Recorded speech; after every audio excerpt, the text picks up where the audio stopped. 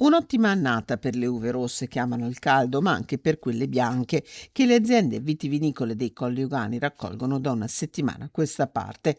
Qualità e resa eccellente per il Pinot, un leggero calo nella produzione del moscato, di qualità ottima il moscato fior d'arancio.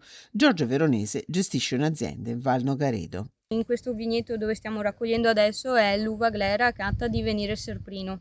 Stiamo velocizzando la raccolta poiché ci stiamo rendendo conto che non piovendo da molti mesi le piante sono in sofferenza e stanno per salvaguardarsi la pianta, stanno tirando su l'acqua praticamente dal grappolo, quindi dal frutto, e quindi vanno a disidratare il frutto finale, quindi cercando anche di compromettere poi la nostra annata. Terra di vini eccellenti, Colli Euganei si preparano a proporre due novità assolute. La novità è insomma un disciplinare che è in corso di approvazione al Ministero, disciplinare che ha così messo le basi per il Serprino rifermentato in bottiglia e per il Colli Euganei DOC, che è diciamo, il nostro taglio bordolese, quindi Merlot, Cabernet Sauvignon, Cabernet Franc. Il Colli Euganei DOC andrà a sostituire il Merlot e il Cabernet dei Colli